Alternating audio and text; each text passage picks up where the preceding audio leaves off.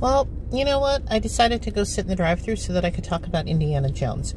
Indiana Jones and the Dial of Destiny. Hold, please.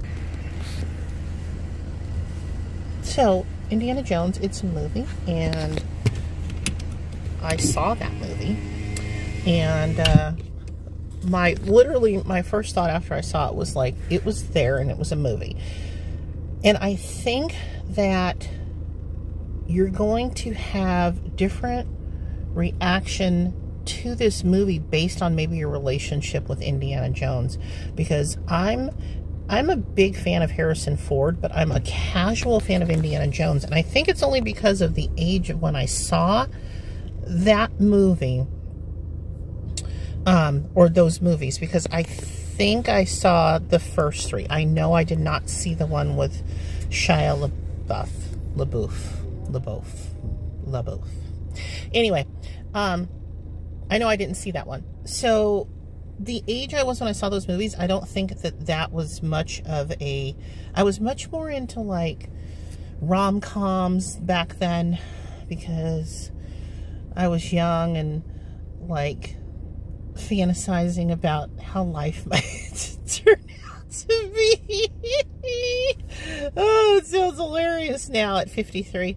You know, divorced mom. And hey, I love my life. I feel very, very, very, very lucky for the way my life turned out. Don't get me wrong. But I was a little more, you know, had a little bit more idealism in me back then about this whole living happily ever after thing. So I was way into those movies. So I have to watch them again, and I haven't watched them again in, like, I literally haven't seen one of these movies in like 30 years, and it's ridiculous, and my kid hasn't seen them yet, and we have to remedy that, because I think I'm much more into like any kind of like action or whatever kind of movie now. That being said, I really think this movie had the potential to be so much better than it was, and I think that I'm more disappointed by that. Hold on. Back in my, I'm in the car studio. That light's going to turn off in a second, then I'm going to turn on. Maybe if I do this now, it won't turn off. I don't know. Anyway, I was going to try to make this 2 minutes, and I already talked for 2 minutes, but I think that I am distracted by the fact that, like, you had all of this money, and you have this big talent. You have Harrison Ford. You have Phoebe Waller-Bridge, Mads Mikkelsen. And so while I went into it, because I saw it, you know, a couple weeks after it opened, and so I haven't read any reviews, but I know that the reviews have been lukewarm. So I went in with, like, I tried to go in with no expectations, but I can't help but have expectations just because of the talent involved and the amount of money that I know that you have to make this movie. And I really think that, and this is going to have spoilers, but I think that it has, like, my favorite part is the very end of the movie. We get Karen Allen back, and even as a casual Indiana Jones person, it still works so effectively that we see her at the end, because in the movie, Harrison Ford's son died off screen in the Vietnam War, and he and Karen Allen are in the process of getting divorced. So we don't meet her, though, until the very, very end. But even though I figured that this was going to be coming, because they showed a picture of her, they show a picture of her on the refrigerator. And I'm like, the fact that they show a picture of actual, like, young Karen Allen makes me think that Karen Allen is actually going to show up in this movie. Which, if she hadn't, like, I would have been so disappointed, because that is they close up the movie with them basically reconciling and doing a riff on the thing about, does it hurt?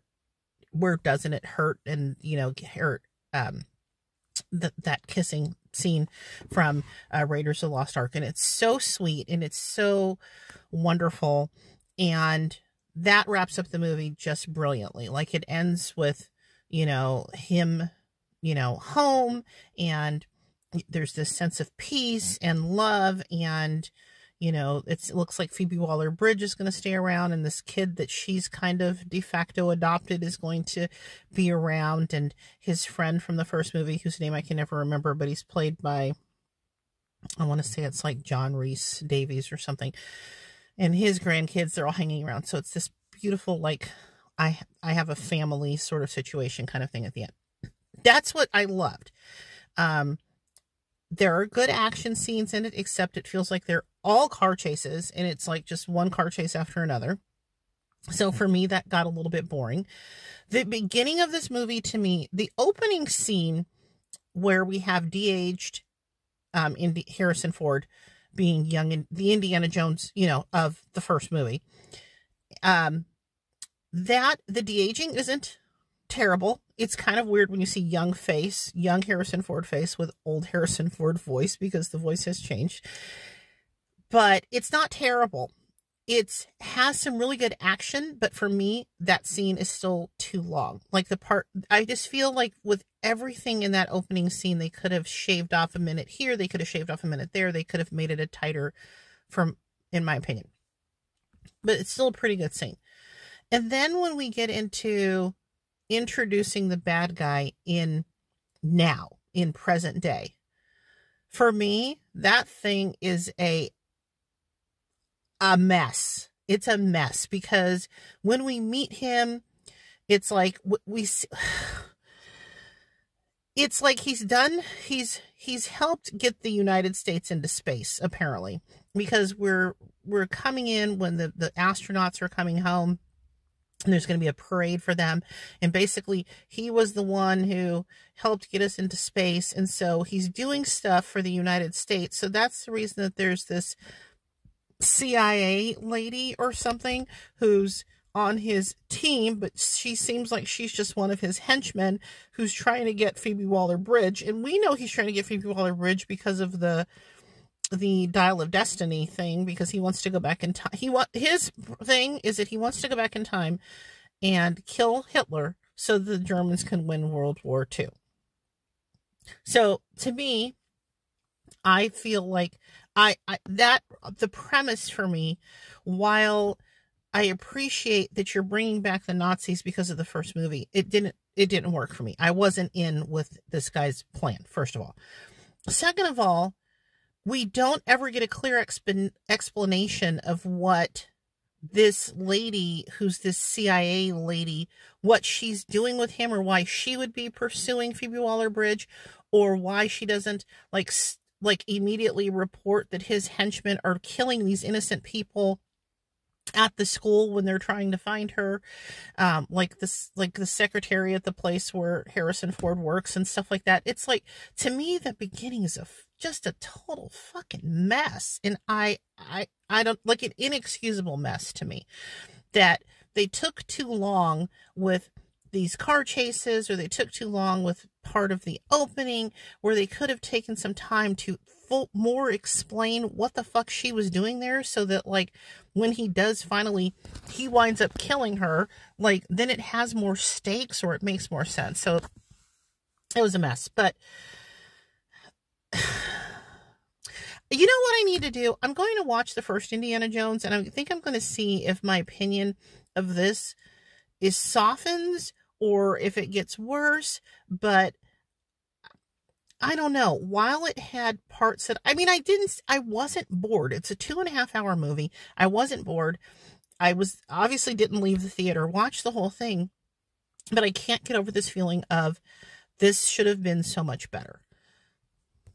And so I'm really curious to know what other people with different relationships to the franchise think about this. I'm actually listening to, on the Ringerverse, Mal, Joanna, and Van talk about it, and they're big fans of the franchise, and they're definitely bigger fans of the movie than I was. So, maybe that makes a difference, but I could also see where if you were a huge fan of the franchise, where you would be disappointed too.